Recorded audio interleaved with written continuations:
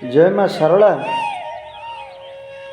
शंकर भगवान शिवଙ୍କ मस्तकरे ज्ञान रूपी गंगा भगवान जगदाधार श्री विष्णुंकर पादारविंदरे पादनखरे मध्य गंगा सदा सर्वदा शिव निंदा को सहिबा वाला जी संसार रे आमको नीति शिक्षा जी संसार रे निंदा शुणी सही जाए से प्रकृत महापुरुष जहाँ शिर रे ज्ञान गंगा थाए जे बुद्धि संगे मैत्री स्थापन करि थाए से समस्त दुख सहिबाकू भाजन ही थाए।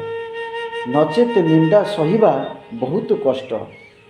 निंदा सहिले तुमर प्रगति हब।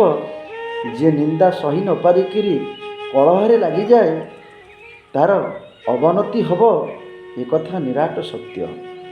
जेतेबेले दक्ष महाराज सुधर्मा सभारे पहुँची गले समस्त देवता माने दक्ष को ठिया होई प्रणाम कले किंतु निजर जामाता वा निजर ज्वाई शंकर भगवान प्रणाम कलेनी।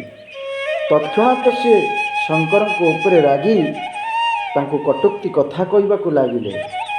अघरी भगरी एमती नानादी कथा कहिले, छोटिया कथा गुड़ाक कहले किंतु शंकर भगवान सबू शुणिकी सहीगले। किंतु शंकर बाहन नंदिकेश्वर तत्क्षणात रागी दक्ष को ऊपर आज बड़पाटी करी तीनोटी अभिशाप देदेला। से अभिशाप प्रथम अभिशापटी होची तुमे जेउ मुखे शिव निंदा कल तुमर से मस्तक कटि जाऊ। तो शिर बदल तोटे छागलर शिर लागू आ तोते जीवन सारा ब्रह्म विद्या हेले केबे प्राप्त न हो। कहबार कथा जे क्रोध करे ताको केबे हेले विद्या प्राप्त हुएनी। जे शांत सरल मना ही थाए से मूर्खटे हेले मध्य ता पाखरे ज्ञानर भंडार थाए आ ज्ञान शक्ति मध्य ता पाखरे थाए। ए कथा निराट सत्य।